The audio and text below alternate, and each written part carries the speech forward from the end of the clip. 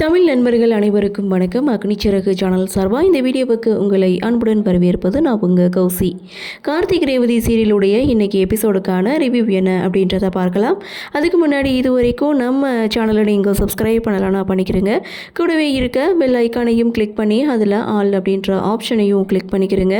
அப்போ தான் நான் போடக்கூடிய வீடியோ உங்களுக்கு உடனுக்குடன் நோட்டிஃபிகேஷனாக வரும். சரி வாங்க எபிசோடு என்ன அப்படின்றத பார்க்கலாம். ரேவதி ரெடி ஆகிட்டாங்க. ரேவதியை கலாய்ச்சிட்டு துர்கா ரோஹிணி எல்லாருமே நின்று பேசிகிட்டு இருக்காங்க. இன்னொரு பக்கம் கார்த்தி அந்த பொண்ணை கூட்டிகிட்டு காரில் வந்துட்டுருக்காரு. முகூர்த்த நேரத்துக்கு கரெக்டாக நம்ம மண்டபத்துக்கு போயிடலாமா அப்படின்னு சொல்லி பேசிக்கிட்டே ரெண்டு பேரும் வந்துட்டுருக்காங்க. இன்னொரு பக்கம் சிவனாண்டி சந்திரா கிட்ட ஒரு விஷயத்த சொல்லியிருப்பாங்க. அதாவது சாமுண்டீஸ்வரி எப்படியாவது மண்டபத்துக்கு வெளியில் மட்டும் கூட்டிகிட்டு வந்துட்டு மற்றதை நான் பார்த்துக்கிறேன் அப்படின்னு சொல்லியிருப்பாங்க. அதே மாதிரி சந்திராவும் சாமுண்டீஸ்வரி கிட்ட வந்து பேசுகிறாங்க. மண்டபத்துக்கு வெளியில் ஏதோ பிரச்சனை மாதிரி தெரியுது, கொஞ்சம் என்னென்னு பார்க்காத அப்படின்னு சொன்னதும் சரி நான் பார்க்குறேன்னு சொல்லிட்டு சாமுண்டீஸ்வரி வெளியில் வராங்க. அங்கே ஏதோ சம்பள பிரச்சனை அப்படின்னு சொல்லி பேசிகிட்டு இருக்கும்போது நான் கொடுக்க வேண்டிய கூலியை நான் கரெக்டாக கொடுக்க சொல்கிறேன் அப்படின்னு சொல்லிட்டு திரும்புகிற அடுத்த செகண்ட் சாமுண்டீஸ்வரியை மயக்க மருந்து வச்சு கடத்திடுறாங்க. ஸோ இன்னொரு பக்கம் மாப்பிள்ளையை இங்கே கூட்டிகிட்டு வர சொல்கிறாங்க. மாப்பிள்ளையும் வந்து மணமேடையில் உட்காந்தாச்சு. நான் நினச்சபடி ரேவதியை கல்யாணம் பண்ணிக்கிறணும், ஆசை நாயகியா என் அண்ணி தான் இருக்கணும், இந்த கல்யாணம் நல்லபடியாக நடக்கணும் அப்படின்னு சொல்லி மாலையை கழுத்தில் போட்டுக்கிறாரு மகேஷ். இன்னொரு பக்கம் பொண்ணை கூட்டிகிட்டு வாங்க அப்படின்னு சொல்லிட்டாங்க. ஆனால் இங்கே என்ன பண்ணுறதுன்னு தெரியாமல் பாட்டி, ராஜராஜன், மயில்வாகனம் இவங்க எல்லாருமே திணறி போகிறாங்க. கார்த்திக் ஒரு பக்கம் ஃபோன் பண்ணால் ஃபோன் நாட் ரீச்சபிளில் இருக்குது. அப்போ என்ன பண்ணுறதுன்னு தெரியாமல் முடிச்சுட்டு இருக்கும்போது ராஜராஜன் ஒரு முடிவெடுக்கிறாரு. சாமுண்டீஸ்வரி கிட்ட நேராக போய் உண்மையை சொல்லிடலாம், இந்த கல்யாணத்தை தடுத்து நிறுத்திடலாம் அப்படின்னு சொல்லி ரூமில் போய் பார்க்குறாரு. சாமுண்டீஸ்வரி இல்லை. மண்டபத்தில் எங்குமே தேடி பார்க்குறாங்க. சாமுண்டீஸ்வரி இல்லை அப்படின்றத தெரிஞ்சுட்டு இங்கே சந்திரா கிட்டே விசாரிக்கிறாங்க.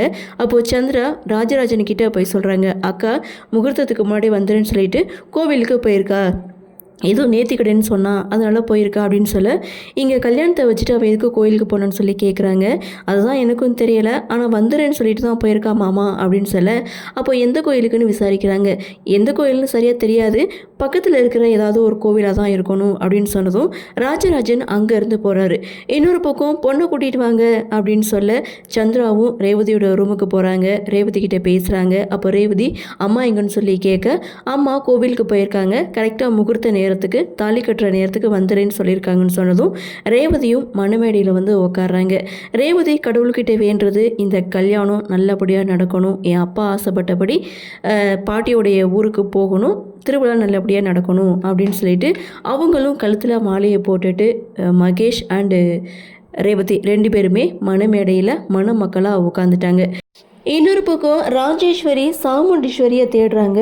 ரோகிணியை கூப்பிட்டு விசாரிக்கிறாங்க. அம்மா கோவிலுக்கு போயிருக்காங்க அப்படின்னு சொல்லும்போது அப்போது டிரைவர் எங்கன்னு கேட்க டிரைவரும் ஆள் எங்கே போயிருக்கான்னு தெரியலன்னு சொல்ல ரெண்டு பேரும் ஒரே நேரத்தில் காணாமல் போயிருக்காங்க. அப்படின்னா இதில் ஏதோ ஒரு விஷயம் இருக்குன்னு ராஜேஸ்வரி ஒரு பக்கம் சந்தேகப்படுறாங்க. இன்னொரு பக்கம் கரெக்டாக கார்த்தியும் வர்றாரு. அதே சமயம் சாமுண்டீஸ்வரியை கடத்திக்கிட்டு போகிற அந்த வண்டியும் பார்த்திங்கன்னா கரெக்டாக கார்த்தியுடைய கார்லேயே போயிட்டு மோதுறாங்க. ஸோ அந்த இடத்துல கார்த்தி காரை விட்டு கீழே இறங்கி நீங்கள் தான் ராங் சைடில் வந்தீங்கன்னு சொல்லி கொஞ்சம் கலகலப்பாகுது. அந்த இடத்துல நம்ம ஏதாவது பிரச்சனை பண்ணணும், பொருள் எடுத்தோம்னா போலீஸ்கிட்ட மாட்டிப்போம், போலீஸ் வந்தால் இந்த விஷயம் தெரிஞ்சிடும், அதனால அந்த வண்டிக்கும் சேதாரம் இல்லை, நம்ம வண்டிக்கும் சேதாரம் இல்லை, இந்த விஷயத்தை பேசி முடிச்சுக்கலாம் அப்படின்னு சொல்லி அந்த ரவுடிகளும் பார்த்திங்கன்னா கார்த்திகிட்ட மன்னிப்பு கேட்க வேண்டியதில்லை, நீயும் கேட்க வேண்டியதில்லை, நாங்களும் கேட்க வேண்டியதில்லை அப்படின்னு சொல்லிட்டு வண்டியை எடுத்துகிட்டு போக போகிற அந்த தருணம் மயங்கி கிடக்கிற சாமுண்டீஸ்வரியை கார்த்தி பார்க்குறாங்க. இதோட எபிசோடையும் முடிக்கிறாங்க.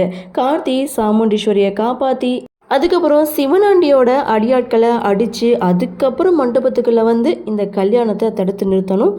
அடுத்த வாரம் இன்ட்ரெஸ்டிங்காக தான் இருக்கும். அடுத்த வாரமும் சாமுண்டீஸ்வரியை கடத்தரத்துலேயே எபிசோடை முடிச்சிருவாங்களான்னு தெரியலை. ஸோ இருந்தாலும் என்ன நடக்குது, என்ன மாதிரியான சுவாரஸ்யத்தோடு கதைக்கள நகர்வை கொண்டு வராங்க அப்படின்றத நாமளும் பொறுத்திருந்து பார்க்கலாம்.